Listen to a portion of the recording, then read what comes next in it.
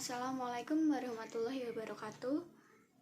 Saya Fata Aulia dengan NIM 630202057 akan memaparkan mengenai bisnis plan saya, yaitu thrift shop. Baik, langsung saja pada pemaparan yang pertama mengenai ide bisnis ini sendiri. Thrift shop adalah menjual barang-barang bekas atau second hand seperti pakaian, buku, dan yang lainnya. Latar belakang dari pemilihan bisnis ini adalah karena bisnis ini tergolong salah satu bisnis kekinian yang diminati oleh konsumen dari kalangan usia muda hingga produktif, di mana pada usia tersebut memiliki perilaku konsumtif yang cukup tinggi. Produk-produk thrift shop ini dapat memenuhi kebutuhan banyak orang, khususnya untuk masyarakat menengah ke bawah. Alasan lain dari pemilihan bisnis ini dikarenakan sedikitnya pesaing di daerah saya. Selain itu, bisnis thrift shop dapat dilakukan dengan modal yang tidak terlalu banyak. Yang selanjutnya mengenai gambaran usaha ini sendiri. Yang pertama, tujuan usaha, yaitu untuk mendapatkan keuntungan dan memenuhi kepuasan pelanggan. Yang kedua, visi dan misi. Visi dari bisnis ini adalah menjadi toko thrift shop yang terkenal dan memiliki berbagai cabang di berbagai daerah, menjadi tempat rujukan dalam memenuhi kebutuhan sandang para konsumen. Untuk misi dari bisnis ini adalah untuk mengurangi limbah pakaian serta memberikan pengalaman aktivitas berbelanja yang menyenangkan karena memberikan sensasi seperti berburu harta karun. Dapat menemukan pakaian yang unik dan eksklusif. Yang selanjutnya, produk usaha.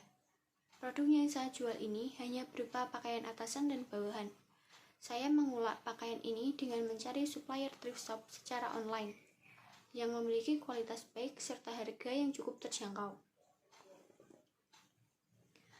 Untuk yang selanjutnya mengenai analisis kelayakan bisnis. Yang pertama ada analisa kelayakan produk atau biasa yang disebut dengan analisis SWOT. Yang pertama opportunities atau peluang, yaitu membangun hubungan dengan pelanggan, menarik konsumen dengan penawaran khusus. Yang ketiga membuka outlet di lokasi baru dan strategis. Analisis SWOT yang kedua yaitu strength atau kekuatan, yaitu harga produk terjangkau, populer di kalangan anak muda, penjualan atau promosi yang juga menarik. Yang ketiga weakness atau kelemahan, yaitu ada outlet lain yang lebih menarik. Analisis SWOT yang terakhir yaitu threats atau ancaman. Bisa jadi review buruk dari pelanggan-pelanggan awal, lalu kompetitor yang sedang berkembang. Yang selanjutnya analisa kelayakan industri dan target pasar. Yang pertama analisis pesaing dan pasar. Untuk pesaing pasar sendiri, banyak sekali pesaing yang menampilkan produk sejenis dengan kami, terutama di sekitar usaha saya ini. Hal ini dikarenakan lokasi usaha yang cukup strategis untuk usaha-usaha sejenis, sehingga tingkat persaingan yang cukup tinggi. Untuk peluang pasar sendiri, produk ini memiliki peluang bisnis yang cukup menjanjikan.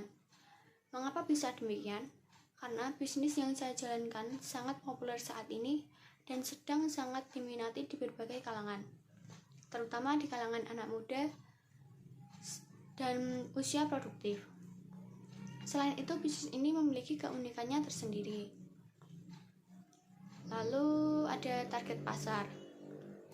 Segmentasi pasar dari bisnis ini yaitu ditujukan untuk usia kurang lebih 15-30 tahun. Lalu untuk target pasarnya, sasaran penjualan bisnis ini ditujukan kepada kalangan anak-anak muda dari anak sekolah, mahasiswa, serta para pekerja. Target pasar dari bisnis ini sebenarnya bisa untuk usia dengan syarat bisa menggunakan media sosial dan tahu bagaimana berbelanja online, karena produk ini dijual juga secara online. Yang terakhir, sistem pemasaran. Saya memasarkan produk thrift shop ini secara langsung dan melalui media online seperti Instagram, WhatsApp, TikTok, dan Twitter. Selain itu, memasarkan produk melalui platform online shop seperti Shopee dan Tokopedia.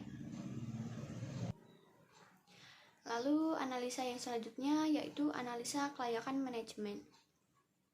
Perencanaan atau planning Yang ditetapkan pada bisnis ini berupa target jangka pendek, target jangka menengah, dan jangka panjang. Pada target jangka pendek sendiri, yaitu berusaha mencapai posisi bisnis yang kuat di pasar dengan menerapkan berbagai strategi guna mencapai target laba yang diinginkan. Yang kedua, target jangka menengah, yaitu terus melakukan inovasi pada penjualan produk. Dan yang terakhir, target jangka panjang, yaitu menjadikan bisnis ini sebagai tempat rujukan dalam memenuhi kebutuhan sandang para konsumen.